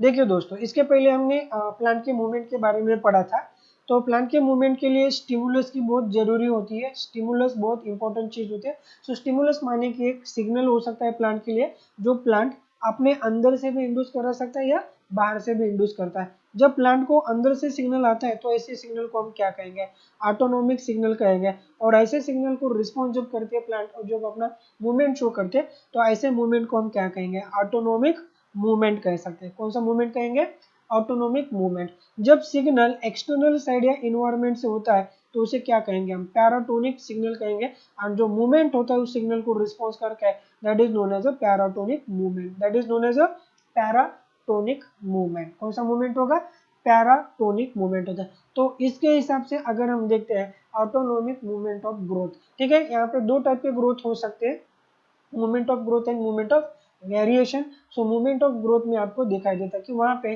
प्लांट के अंदर डिफरेंशियल ग्रोथ होने की वजह से प्लांट के अंदर आपको मूवमेंट दिखाई देता है, एक तरफ ज्यादा मूवमेंट होता है और दूसरी मतलब ग्रोथ होता है, और दूसरे हिस्से में कम ग्रोथ होने की वजह से वहां पे प्रेशर वगैरह क्रिएट होता है और फ्लावरिंग, ठीक है, आपको क्या दिखना है, ओपनिंग होती हुई आपको दिखाई देती है। So that is about the movement of growth, ठीक है, ऑटोनोमिक मूवमेंट ऑफ ग्रोथ का ये एग्जांपल हो सकता है, ठीक है। इसके लिए मतलब प्लांट के फ्लावरिंग के ओपनिंग के लिए बाहर से सिग्नल आने की जरूरत नहीं है ओपनिंग के लिए, ठीक है, तो सिग्नल अंदर से ही आता है, इसके लिए इसका मतलब क्या होता है, ये ऑटोनोमिक मूवमेंट होता है। और ये मूवमेंट क्यों होती है वहां पे, due to the differential growth, due to the differential growth, differential growth होने के वजह से वहां पे फ्लावरिंग ओपनिंग आपको देखने को मिल सकते हैं। सो that is the autonomic movement of growth is example for the flowering, ठीक है, opening of floral bird into the flower, ठीक है। Now question number 28, an enzyme that can stimulate the germination of barley seed, enzyme के बारे में पूछा गया दोस्तों, ठीक है। अब तक हम हार्मोन्स के बारे में पूछ रहे थे, अभी हम किसके बारे में पूछ रहे हैं, बार्ली सीड के अंदर, ठीक है, जर्मिनेशन इंड्यूस करने के लिए स्टिमुलेट कौन करता है, कौन सा एंजाइम, तो इसका सही जवाब आना चाहिए अल्फा अमाइलेज। इसके पहले भी हमने देखा था दोस्तों कि अल्फा अमाइलेज जो एलुरोन लेयर के जो सेल्स होते हैं उसमें प्रोड्यूस कर दिया जाता है, और ये क्या करेगा, अल्फा अमाइलेज, ठीक है। अल्फा अमाइलेज स्टार्च को ब्रेक डाउन करने में मदद करता है, स्टार्च ब्रेक डाउन करने में मदद करेगा, मतलब ठीक है। तो वहां पे क्या हो सकता है, प्रोड्यूस ग्लूकोज वगैरह प्रोड्यूस हो सकता है, ठीक है। तो इसके आगे बात करेंगे दोस्तों कि अल्फा अमाइलेज बहुत इंपॉर्टेंट रोल प्ले करता है, सो ठीक है, स्टार्च के ब्रेक डाउन के लिए वगैरह। तो इन्वर्टेज इनके बारे में, लाइपेज या प्रोटीज ये तो नहीं हो सके यहाँ पे, so alpha amylase is correct answer for this question. Question number 29, थोड़ा सा ज्यादा इन्फॉर्मेशन आपको दिया है तो समझ लेते हैं कि क्या है क्वेश्चन के अंदर। Farmers in particular region where concern that premature yellowing of leaves, ठीक है, समय से पहले अगर, ठीक है, क्या हो रहा है कि लीफ का येलोनेस अगर हो रहा है वहां पे, of A pulse crop might cause a decrease in the yield. तो इसका मतलब क्या हो सकता है कि वहां पे यील्ड में डिक्रीज आना शुरू होता है अगर उस प्लांट के लीफ अगर येलो होते हैं, ठीक है। तो रेट ऑफ फोटोसिंथेसिस डिक्लाइन होगा या टोटल यील्ड क्या होगा वहां पे, डिक्लाइन हो सकता है। Which treatment could be the most beneficial to, ठीक है, obtain the maximum seed yield. वहां पे अगर ज्यादा हमें सीड प्रोड्यूस करना है तो नीचे दिए गए कौन सा ट्रीटमेंट हमें काम में आ सकता है, ठीक है। पहला option, application of iron and magnesium to promote synthesis of chlorophyll, ठीक है, हो सकता है। The frequent irrigation of the crop, ठीक है, पानी दे दिया जाए प्लांट के लिए। Treatment of plant with cytokinin along with small dose of nitrogenous fertilizer, ये सही हो सकता है, ठीक है। अगर हम वहां पे क्या कर रहे हैं कि कुछ फर्टिलाइजर, एनपीके फर्टिलाइजर के साथ अगर हम किस चीज का ट्रीटमेंट दे देंगे, हार्मोन, साइटोकाइनिन, ऑक्सिन का अगर ट्रीटमेंट देते हैं तो वहां से हो सकता है कि हमें मैक्सिमम यील्ड ऑब्टेन हो सकती है, मैक्सिमम यील्ड वहां पे हमें ऑब्टेन हो सकती है। सो इस क्वेश्चन का सही जवाब क्या आ रहा है दोस्तों, ठीक है, treatment of the plant with the cytokinin hormone and along with the small doses of nitrogenous fertilizers like the NPK, जो सेल का डिवीजन बाकी की चीजें बनाएगा और ज्यादा से ज्यादा ग्रोथ होगा तो वहाँ पे लीफ भी बनेंगे। तो ग्रीन लीफ अगर बनते हैं तो वहाँ पे रेट ऑफ फोटोसिंथेसिस बढ़ेगा और प्लांट का, ठीक है, यील्ड भी यहाँ पे ग्रो हो सकता है। तो ऐसे क्वेश्चन थोड़े से ध्यान से आपको सॉल्व करने होंगे जिसमें थोड़ा सा डाटा ज्यादा दिया जाता है, ठीक है। Next question, question number 30, how does pruning, how does pruning help in making the hedge dense, ठीक है। प्रूनिंग का मतलब क्या होता है कि अपाइकल बोर्ड को रिमूव करना। प्रूनिंग का मतलब क्या होता है दोस्तों, PRUNING। प्रूनिंग का मतलब क्या होता है, removal of apical bird, removal of apical bird. Apical bird को का क्या करना, वहां से रिमूव अगर कर देते हैं तो that is known as a pruning, ठीक है। सो प्रूनिंग का हमें क्या फायदा हो सकता है, हेज फॉर्मेशन के लिए। अगर हम ठीक है, अपाइकल बर्ड को अगर यहाँ से रिमूव कर देते हैं तो हम किसको कम कर रहे हैं, यहाँ पे ऑक्सीजन का, ठीक है, अमाउंट कम कर रहे हैं। और ऑक्सीजन किस चीज में काम आता है, अपाइकल डोमिनेंस के काम आता है, अपाइकल डोमिनेंस के काम आता है। बट अगर आप यहाँ पे, ठीक है, प्रूनिंग करते हो तो ऑक्सीजन अगर कम हो जाता है तो यहाँ पे अपाइकल डोमिनेंस होने के वजह क्या हो सकता है, ठीक है, वहाँ पे लेटरल ग्रोथ जो होता है ना प्लांट का, प्लांट का कौन सा ग्रोथ, लेटरल ग्रोथ आपको क्या ज्यादा, ठीक है, देखने को मिल सकता है। अगर लेटरल ग्रोथ या ब्रांचेस अगर ज्यादा बढ़ते तो वहां पे क्या होता है, हेज क्या हो सकता है, डे स्लीप फॉर्म हो सकता है। तो क्वेश्चन नंबर 30 का सही आंसर क्या होना चाहिए, ऑप्शन नंबर 3 होना चाहिए, it frees axillary bud from the apical dominance, ठीक है। अगर हम प्रूनिंग करते हैं तो प्लांट अपाइकल डोमिनेंस से बाहर निकलता है और प्लांट लेटरल ग्रोथ को ज्यादा से ज्यादा क्या करेगा, शो कर सकता है। अगर हम प्रूनिंग करते हैं या अपाइकल बर्ड को रिमूव करते हैं तो इसका मतलब क्या है, क्योंकि अपाइकल रीजन में ज्यादा से ज्यादा कौन प्रोड्यूस होता है, अपाइकल रीजन में किसका प्रोडक्शन ज्यादा से ज्यादा होता है, ठीक है, हार्मोन ऑक्सिन का। Hormone auxin is maximum produce in the apical region, और उसको ही अगर हम रिमूव कर देते हैं तो क्या होगा, it frees axillary bud from the apical dominance, ठीक है, एक्सिलरी बर्ड का यहाँ पे ग्रोथ होना तय हो सकता है, ठीक है। Now question number 31, treatment of seeds at low temperature under moist condition to break the dormancy is called as vernalization। सीधा सीधा डेफिनेशन है दोस्तों वर्नलाइजेशन का। अगर लो टेम्परेचर को अगर हम, ठीक है, सीड का जर्मिनेशन इंड्यूस कराते हैं, सीड का जर्मिनेशन अगर इंड्यूस कराते हैं तो उसके लिए जो टेम्परेचर हमें लगता है तो 0 टू, ठीक है, 4 डिग्री सेल्सियस या 5 डिग्री सेल्सियस का टेम्परेचर लगता है।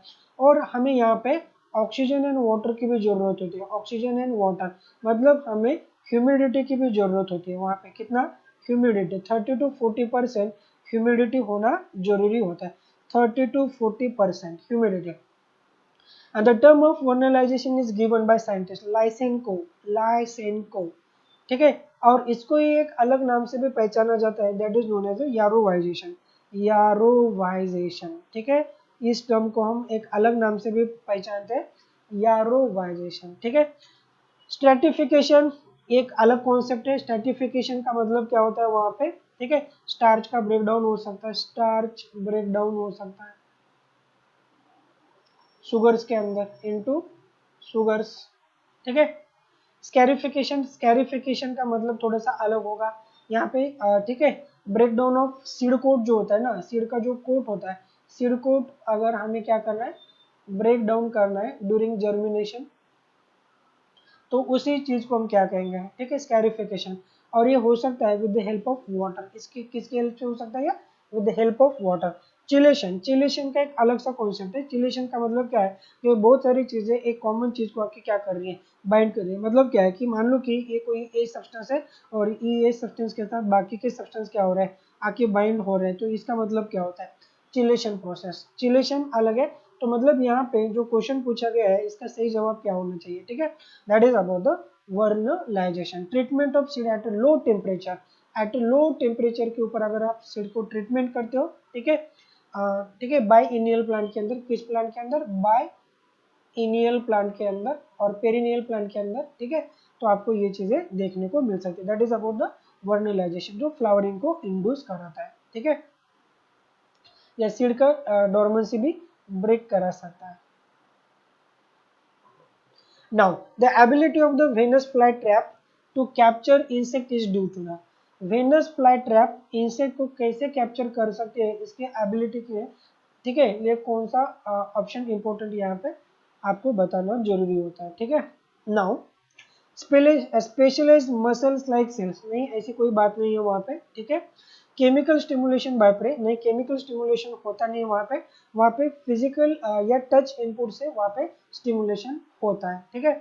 सो अब passive process required special ability to part of the plant, नहीं ये भी नहीं है। तो बचा क्या है हमारे पास, लास्ट ऑप्शन, ठीक है। वहाँ पे क्या होता है कि टर्गर चेंज आ सकता है, ठीक है।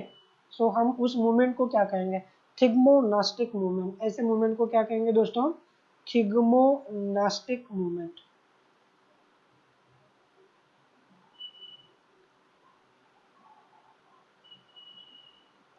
दोस्तों अगर आपको सब टाइप के मूवमेंट अगर समझने हो तो आप प्लीज करके हमारा पिछला वाला वीडियो देख लीजिए, ताकि आपको सब चीजें ये समझ में आ सकती है, ठीक है। सो थिग्मोनास्टिक मूवमेंट में क्या होता है, touch input as a signal होता है, टच इनपुट सिग्नल होता है, और कहाँ से, इन्वायरमेंट से आता है। कहाँ से आएगा ये सिग्नल, इन्वायरमेंट से। तो इसके हिसाब से ये कौन सा मूवमेंट हो गया, ये पैराटोनिक मूवमेंट हो गया। ये कौन सा मूवमेंट हो गया, पैराटोनिक मूवमेंट हो गया, पैराटोनिक मूवमेंट, ठीक है। और ये पैराटोनिक मूवमेंट किसका टाइप है, मूवमेंट ऑफ कर्वेचर का टाइप है। किसका टाइप है ये, movement of curvature, movement of curvature का ये टाइप है, ये मूवमेंट ऑफ कर्वेचर का एक टाइप है। क्योंकि मूवमेंट ऑफ कर्वेचर में हमें पता होता है कि प्लांट का पूरा हिस्सा कभी मूव नहीं होता है, थोड़ा सा part, some part of plant, some parts of plant क्या होते हैं वहां पे, ठीक है, मूव कर सकते हैं। तो इसका मतलब क्या है कि that is known as a movement of curvature. अगर बाहर से सिग्नल आता है तो that is known as a paratonic movement. और सिग्नल किस फॉर्म में, यहाँ पे टच इनपुट, अगर कोई इंसेक्ट उस लिप के पत्ते के ऊपर अगर बैठ जाता है तो वहाँ पे टच इनपुट का सिग्नल दे दिया जाता है, और वहाँ पे पोटेशियम एंड वाटर का मूवमेंट होकर ट्रिगर इंक्रीज होता है वहाँ पे, और लिफ क्या होते हैं, क्लोज हो जाता है। और उस लिफ के अंदर कौन फंस जाता है, इंसेक्ट फंस जाता है, इंसेक्टिवरस प्लांट में। ऐसा कहाँ पे देखने को मिलता है हमें, वेनस फ्लाईट्रैप डायोनिया प्लांट में देखने को हमें मिलता है, या ड्रोसेरा प्लांट के अंदर भी हमको ये चीजें देखने को मिलती है। Now next question, cell elongation in internodal region of the green plants takes place due to the cell elongation in internodal region। ये तो इफेक्ट किसका होना चाहिए, जिबरलिक एसिड का रोल होना चाहिए, जिबरलिक एसिड, ठीक है। जब हम किसके बारे में पढ़ रहे थे, ठीक है, बैकएंड डिसीज के बारे में पढ़ रहे थे, तभी हमने बताया था कि ये जो रोल होता है इंटरनोडल इलोंगेशन का रोल, ये तो जिबरेलिक एसिड का रोल होता है। ठीक है, जिबरेलिक एसिड का रोल होता है। ठीक है, जिबरेला फ्यूजिकोरा, ठीक है, याबुटा सुमुकी या जापानीज जो साइंटिस्ट हैं उनके बारे में हमने पूरा एक वीडियो बनाया आपके लिए 1-1.5 घंटे का, वो आप देख सकते हो दोस्तों। सो इंटरनोडल रीजन में इलोंगेशन करने के लिए कौन काम आता है, that is about the gibberellic acid. उसके बाद question number 34। Okay, one set of the plant was given, यहाँ पे एक प्लांट का सेट दिया गया है और इसमें दिया है कि 12 आवर्स का क्या है हमारे पास, डे है, 12 आवर्स का क्या है हमारे पास, नाइट है, 12 आवर का डे है, 12 आवर का नाइट है। ठीक है, and it flowered while in the other set in night phase was interrupted. Okay, अगर हम इसका नाइट फेज क्या करते, फ्लैश ऑफ लाइट से उसका नाइट फेज अगर इंटरप्ट करते तो there will be no production of flowering, वहाँ पे फ्लावरिंग नहीं होते। तो ऐसे प्लांट कौन से होते हैं, तो अगर दोस्तों, ठीक है, अगर किसी प्लांट का हम नाइट अगर ब्रेक करते हैं, नाइट अगर ब्रेक करते हैं तो वो प्लांट जनरली कौन होता है, शॉर्ट डे प्लांट होते हैं। वो प्लांट कौन हो सकते हैं दोस्तों, शॉर्ट डे प्लांट। तो इस क्वेश्चन का सही जवाब क्या होना चाहिए, शॉर्ट डे प्लांट। देखिए, ठीक है, शॉर्ट डे प्लांट क्यों यहाँ पे हम बोल रहे हैं, इसके बारे में थोड़ा सा एक्सप्लेन कर देते हैं। मान लो कि दोस्तों, ठीक है,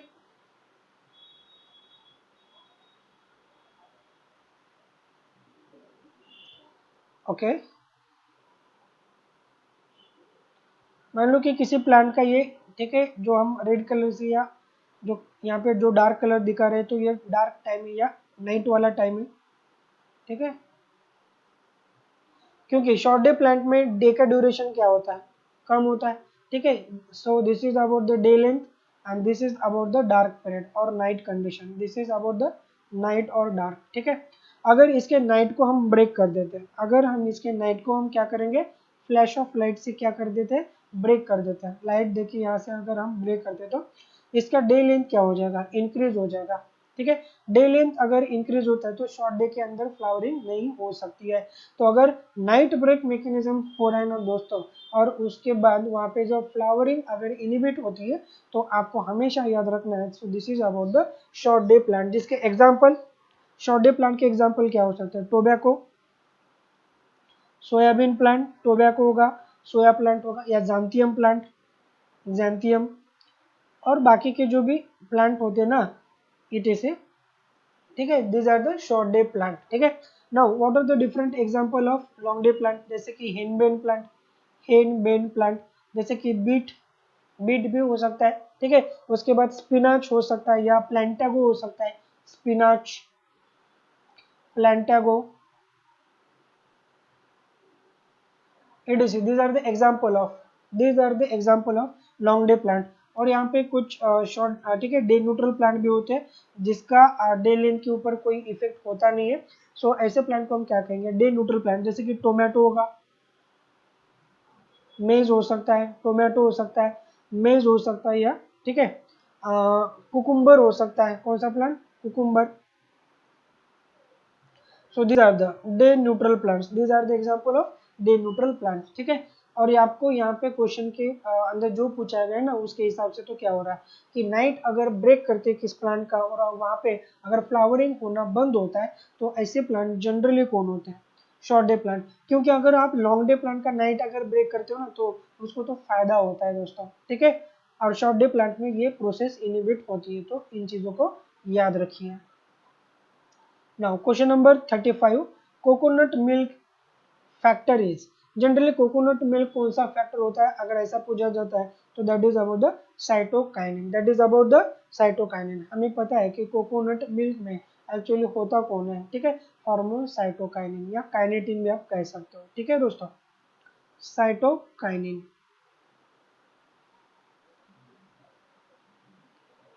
okay, question number 36, Nicotiana sylvestris flower only during the long days. एक प्लांट हमें दे दिया यहाँ पे जो फ्लावरिंग कब कर रहा है, during the long days, and Nicotiana tabacum flower during short day. ठीक है, दो प्लांट निकोटिना की वराइटीज दी है आपको यहाँ पे। ठीक है, एक निकोटिना सिल्वेस्ट्रिस एंड निकोटिना टैबैकम। ठीक है, if raised in the laboratory under the different photo period, अगर हम इनको लेबोरेटरी में ग्रो करते डिफरेंट फोटो पीरियड के लिए, ठीक है, they can be induce to flower at the same time, उनके अंदर सेम टाइम में क्या हो सकता है, फ्लावरिंग हो सकती है, and can be cross fertilize to produce self fertile offspring, क्या हम उनके अंदर क्रॉस फर्टिलाइजेशन कर सकते हैं सेल्फ फर्टाइल ऑप्शनिंग बनाने के लिए। So what is the best reason for considering N sylvestris and N tabacum to separate species, ये दो अलग स्पेसीज क्यों हो रहे हैं यहाँ पे, ऐसा क्वेश्चन अगर पूछते हैं तो उसका रीजन पूछा गया है हमें, तो उसका एक्चुअल में रीजन क्या आ सकता है। क्वेश्चन नंबर 36 में बोल दिया जाता है कि दो स्पेसीज एक दूसरे में इंटरब्रीड नहीं हो सकती है, दो स्पेसीज एक दूसरे से इंटरब्रीड नहीं हो सकते। सो this is the right answer for this question, option number A, option A is the right for this question. Question number 37, plant deficient of element zinc, अगर प्लांट में जिंक की मात्रा अगर कम होती है, show the effect on biosynthesis of which plant growth hormone, इसका effect किस plant के ग्रोथ हार्मोन के इफेक्ट ऊपर हो सकता है। तो अगर ऐसा पूछा जाए तो आपका सही जवाब होना चाहिए ऑक्सीजन। कि दोस्तों क्योंकि हमें पता है कि ऑक्सीजन के बायोलॉजिकल सिंथेसिस के लिए उसको किसकी जरूरत होती है, एज अ कोफैक्टर जिंक की जरूरत होती है। ऑक्सीजन सिंथेसिस में हमेशा याद रखिएगा किसका रोल होता है दोस्तों, जिंक रिक्वायर्ड होता है, ठीक है। सो इस क्वेश्चन का सही जवाब क्या होना है, ठीक है, ऑक्सीजन आ रहा है। Question number 38, differentiation of shoot is controlled by, ठीक है, हमने इसके बारे में पहले ही आपको बोल दिया था, high cytokinin to the oxygen ratio will produce the, high cytokinin to the oxygen ratio will produce the shoot differentiation, callus से अगर आपको शूट डिफरेंशिएट करना है तो वहां पे आपको क्या करना होता है, ठीक है, हाई कॉन्सेंट्रेशन में कौन देना होता है, साइटोकाइनिन, और लो कॉन्सेंट्रेशन में कौन चाहिए आपको, ऑक्सीजन चाहिए, ठीक है। उसके बारे में एक डायग्राम पढ़ते हैं दोस्तों, मान लो कि ये ब्रॉड बेस हाई कॉन्सेंट्रेशन को डिनोट करता है, और मान लो कि यहाँ पे दूसरा डायग्राम भी हम निकाल देते हैं, यहाँ का जो ब्रॉड बेस है ये हाई कॉन्सेंट्रेशन ऑफ साइटोसिन के लिए, मान लो कि ऑक्सीजन के लिए और एक ग्राफ साइटोसिन के लिए, अगर ऐसी कंडीशन हम यहाँ पे दे देते हैं तो इस कंडीशन में क्या हो रहा है, high concentration of oxygen and low concentration of, narrow apex shows the low concentration, narrow apex किसको रिप्रेजेंट करेगा, लो कॉन्सेंट्रेशन, तो high concentration of oxygen and low concentration of cytokinin will induce the root, किसको induce करेंगे, root को induce करेंगे, और लो concentration of oxygen, यहाँ पे ऑक्सीजन का low concentration and high concentration of cytosine will induce the shoot formation, किसका shoot, question में तो यही पूछा है ना, शूट के डिफरेंशिएशन के लिए कौन लगेगा, high concentration of cytokinin and low concentration of oxygen, तो answer, this answer will be the right, ठीक है। सो ये बात होनी चाहिए वहां पे, high oxygen and low cytokinin क्या होता है, ये रूट के लिए होगा, और ये कंडीशन किसके लिए होगा, शूट के लिए होगा, इनके बारे में दे देते नहीं है, ठीक है, जिबरलिक एसिड का कोई यहाँ पे ऐसा रोल नहीं माना गया। Now seed dormancy is due to the, seed का डोरमेंसी कौन क्रिएट करता है, अगर ऐसा पूछा जाए तो हमें पता होना चाहिए सीड का dormancy due to the abscisic acid, due to the abscisic acid, क्योंकि ठीक है सीड डोरमेंसी का मतलब क्या है, फेवरेबल कंडीशन में सीड का जर्मिनेशन कौन इनिबिट करा के रखता है, ठीक है, हार्मोन एब्सिसिक एसिड। जनरली ये ज्यादा कॉन्सेंट्रेशन कहाँ पे पाया जाता है इसका, सीड कोट के अंदर पाया जाता है, किसके अंदर, सीड कोट के अंदर, ठीक है, इसका हाई कॉन्सेंट्रेशन पाया जाता है, high concentration in the seed coat, किसका, abscisic acid, so abscisic acid is found in high concentration in the seed coat, और ये क्या करता है, सीड डोरमेंसी को मेंटेन कराता है, बना के रखता है, और जिबरलिक एसिड क्या करता है, सीड डोरमेंसी को ब्रेक करता है। तो इसके हिसाब से जिबरलिक एसिड एंड ऑक्सीजन, ठीक है, एब्सिसिक एसिड एक दूसरे के एंटागोनिस्टिक हार्मोन्स होते हैं, एक दूसरे के एंटागोनिस्टिक हार्मोन्स होता है, so seed dormancy is due to the abscisic acid, correct answer हो रहा है यहाँ पे। उसके बाद dwarfness can be control by treating the plant with, अगर प्लांट का हाइट कम हो रहा है अगर हम किस हार्मोन का उसको ट्रीटमेंट दे देते हैं तो प्लांट का हाइट वहाँ पे बढ़ भी सकता है। तो यहाँ पे कौन सा हार्मोन देना जरूरी होता है हमारे प्लांट के लिए, तो that is about the gibberellic acid, क्योंकि जिबरेलिक एसिड सीड जर्मिनेशन के साथ ही साथ, ठीक है, इंटरनोडल लेंथ को भी इंक्रीज कराएगा। कौन सा इफेक्ट शो करता है? इंटरनोडल, ठीक है, सेल्स को लेंथ इंक्रीज कराएगा। सेल्स का लेंथ क्या कराएगा? ये इंक्रीज कराएगा। और प्लांट के हाइट बढ़ाने के लिए हमें ये तो चीज जरूरी होती है ना, तो डॉर्फनेस को ट्रीट करने के लिए हम किसका यूज कर सकते हैं? जिबरेलिक एसिड का यूज कर सकते हैं। यहाँ पे निसंदेह हम इसे हार्मोन का यूज कर सकते हैं। Question number 41, which plant is LDP? यहाँ पे कौन सा प्लांट एलडीपी होता है? ठीक है, लॉन्ग डे प्लांट। हमने इसके पहले भी आपको, ठीक है, कुछ एग्जांपल अभी अभी बता दिए थे। That is about the spinach. Spinach is है, ठीक है, लॉन्ग डे प्लांट। स्पिनाच ही कौन है? लॉन्ग डे प्लांट, क्योंकि टोबैको, ठीक है, glycine max and mirabilis jalapa, ये तो कौन हो सकता है? These are the short day plant. So these are the, ठीक है, शॉर्ट डे प्लांट्स। आपको एग्जाम्पल याद होनी चाहिए दोस्तों। तो स्पिनाच, ठीक है, is example of long day plant. अभी अभी हमने शायद यहाँ पे बता दिया था आपको कि कुछ प्लांट के एग्जाम्पल जिसमें हम बात कर रहे थे long day plant and short day plant के बारे में। तो इधर देखिए, शॉर्ट डे प्लांट का example tobacco, soya, xanthium, ETC हमने देख लिया था, ठीक है। और यहाँ पे लॉन्ग डे प्लांट के example henbane, beet and spinach. So spinach is correct option for that question, ठीक है। तो स्पिनाच के बारे में सही बात कर रहे थे। ओके, उसके बाद क्वेश्चन नंबर 42 के बारे में बात करेंगे। विच of the following prevent the fall of fruit? Fruit के फॉल को कौन इनिबिट करा सकता है? फूल के फ्रूट को, ठीक है, फॉल को, फ्रूट के फॉल को इनिबिट कराने वाला हार्मोन होता है ऑक्सिन। कौन होता है दोस्तों? ऑक्सिन। और ऑक्सिन में भी एक सिंथेटिक ऑक्सिन जिसका नाम है नैप्थेलिन एसिटिक एसिड, हम इसका यूज कर सकते हैं। So this is the commercial use of auxin. Commercial use of auxin, commercial use of auxin for the treatment of, ठीक है, to prevent the fall of fruit, ठीक है। सो यहाँ पे आपको दिया है, ठीक है, naphthalene acetic acid. So this is the right answer for this question. This is the right answer for this question. Option B is the right answer हो सकता है यहाँ पे, ठीक है, नैप्थेलिन एसिटिक एसिड। याद रखिए दोस्तों, फ्रूट के फल को अगर इनिबिट करना है तो आपको कौन सा हार्मोन यूज करना होता है? Naphthalene acetic acid, that is about the auxin. Hormone responsible for the senescence is, senescence के लिए कौन रिस्पॉन्सिबल होता है? अगर ऐसा क्वेश्चन पूछा जाता है तो हमें पता होना चाहिए senescence is stimulated by abscisic acid. कौन? एब्सिसिक एसिड इसको स्टिमुलेट करता है, ठीक है। सो इस क्वेश्चन का सही जवाब क्या होना चाहिए दोस्तों? ठीक है, abscisic acid, option number first, option number first. Senescence का मतलब क्या कहता था हमने? सो सीनेसेंस के टाइप भी देखे थे हमने, whole plant senescence and organ senescence. Organ senescence में shoot senescence, sequential and synchronous, ये तीनों के बारे में भी बात किया था। लास्ट वीडियो आप देख सकते हो दोस्तों, इन डिटेल आपको पढ़ाया गया है।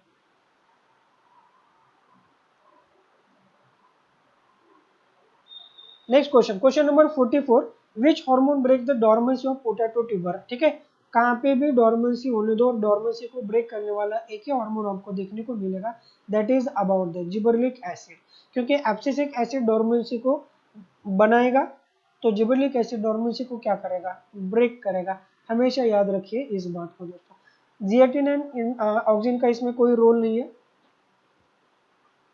ये दोनों एक दूसरे के एंटागोनिस्टिक रोल शो करते हैं। Now question number 45, if the apical bud has been removed then we observe, apical bud को अगर हम रिमूव कर देते हैं, that is known as the pruning process, PRUNING, that is known as the pruning process, जो tobacco के अंदर हमें देखने को मिलता है। तो वहाँ पे क्या हो सकता है? ठीक है, लेटरल ब्रांचेस वहाँ पे ज़्यादा बनने लगते हैं। वहाँ पे क्या होगा? ठीक है, लेटरल ब्रांचेस क्या हो सकते हैं? ज़्यादा से ज़्यादा वहाँ पे बढ़ने लग जाएंगे। So there will be more lateral branches. So question number 45 का सही जवाब क्या होना चाहिए? ऑप्शन नंबर 1 होना चाहिए, ठीक है। Now question number 46, by which action a seed coat become permeable to water? ठीक है, सीड कोट किस एक्शन से वाटर को सीड के अंदर परमेट कर सकता है। ठीक है, मान लो कि ठीक है दोस्तों, ये कोई सीड है, ठीक है, और हम अगर मानते कि ये सीड को बाहरी कवर है, that is about this seed coat, ये सीड कोट है। ठीक है, अगर सीड कोड को हम ब्रेक करते हैं, सीड कोड को अगर ब्रेक करके हम, ठीक है, क्या कर सकते हैं, वहां पे सीड कोड को ब्रेक करके अगर वहां से पानी को अंदर आने के लिए चांस दे देते हैं, तो such process is known as a scarification. Concept पूछा गया है ब्रेकिंग ऑफ सीड कोट। उसके बाद क्या हो सकता है कि वाटर जो सीड के सराउंडिंग में होता है वो अंदर आने लगता है, तो इस प्रोसेस को हम क्या कहेंगे, स्कैरिफिकेशन। ये कौन होता है, सराउंडिंग वाटर, जो क्या हो सकता है सीड कोट ब्रेक होने के बाद ड्यूरिंग द जर्मिनेशन, ठीक है, पानी अंदर आने लगता है। पानी अंदर आने के बाद वहाँ पे मेटाबॉलिक एक्टिवेशन होने लगता है, जिबरलिक एसिड का प्रोडक्शन बढ़ जाएगा और वहाँ पे क्या हो सकता है, सीड का जर्मिनेशन इंड्यूस होता है। So this process is known as a scarification. So breaking of seed coat, breaking of seed coat, that is known as a scarification process, that is known as scarification process। उसके बाद which hormone is responsible for fruit ripening, ये किसको पता नहीं यार। Fruit ripening के लिए हम कमर्शियल यूज भी देते हैं, किसका, इथिलीन का ये रोल होता है। फ्रूट राइपनिंग के लिए किसका रोल आएगा, फ्रूट, मतलब हमें पता है कि इथिलीन हार्मोन का, because ethylene hormone induces the climacteric effect which induce the climacteric effect को ये इंड्यूस करते हैं। मतलब क्या है कि रेट ऑफ रेस्पिरेशन क्या होगा वहां पे प्लांट में, रेट ऑफ रेस्पिरेशन क्या होने लगता है, बढ़ने लगता है। ठीक है, तो रेट ऑफ रेस्पिरेशन बढ़ने के बाद वहां पे जो कच्चे फ्रूट होते हैं वो धीरे धीरे क्या होने लगता है, फ्रूट्स राइपन होना शुरू हो जाते हैं, और वहां पे बहुत सारे चेंजेस भी प्लांट के फ्रूट में आपको दिखाई देते हैं राइपन फ्रूट के अंदर। और राइपन फ्रूट के अंदर हमें पता है कि किसका रोल होता है, ठीक है, हार्मोन इथिलीन, एक जो गैसियस हार्मोन आपको देखने को मिलता है। ठीक है, एक पका हुआ फ्रूट अगर आप दूसरे, ठीक है, कच्चे फ्रूट के साथ अगर रख देते हो तो कच्चे फ्रूट भी धीरे धीरे क्या होने लगते हैं, पकने को मतलब शुरू हो जाते हैं, क्योंकि वहाँ पे जो गैसेस फॉर्म में कौन डिफ्यूज हो सकता है, इथिलीन एक, ठीक है, जगह से दूसरी जगह पे क्या हो सकता है, डिफ्यूज हो सकता है। So that is the commercial use of ethylene in the fruit ripening, generally banana, ठीक है, टोमेटो, इनके राइपनिंग में हम इसका यूज करते हैं। Now question number 48, abscisic acid is involve in, abscisic acid हमें पता है कि किस चीज में इन्वॉल्व होगा, डॉर्मेंसी, सीड के डॉर्मेंसी में ये इन्वॉल्व होता है। Which shows the antagonistic effect to the gibberellic acid, gibberellic acid के अपोजिट में ये अपना रोल प्ले करता है, दैट इज द इस सीड डॉर्मेंसी को बना के रखेगा कौन, एब्सिसिक एसिड। इसके पहले भी हमने दो चार क्वेश्चन में उसके बारे में पढ़ लिया है। शूट इलोंगेशन नहीं, ठीक है, इंक्रीज सेल डिवीजन, ये तो साइटोकाइनिन या जिबरलिक एसिड का रोल हो सकता है। शूट इलोंगेशन साइटोकाइनिन या जिबरलिक का रोल, रूट इलोंगेशन इथिलीन का रोल हो सकता है, रूट इलोंगेशन किसका, इथिलीन का रोल हो सकता है। ठीक है, सेल डिवीजन साइटोकाइनिन, ठीक है, शूट का इलोंगेशन ये ऑक्सिन का भी रोल हो सकता है, किसका रोल, ऑक्सिन का भी रोल हो सकता है। ठीक है, सो यहाँ पे एब्सिसिक एसिड का रोल क्या है, डॉर्मेंसी ऑफ सीड, सीड के डॉर्मेंसी को बनाए रखना, किसका रोल आएगा ये। ठीक है, now question number 49, the closing and opening of the leaves in Mimosa pudica, Mimosa pudica plant में closing and opening of leaves एक कौन सा इफेक्ट हो सकता है। इसके पहले भी हमने बताया था दोस्तों कि ये सेस्मोनास्टिक इफेक्ट हो सकता है, कौन सा इफेक्ट हो सकता है ये, seismonastic effect, this is known as a seismonastic effect. देखिए एक्चुअली प्लांट के वाइटल मूवमेंट में, प्लांट के वाइटल मूवमेंट में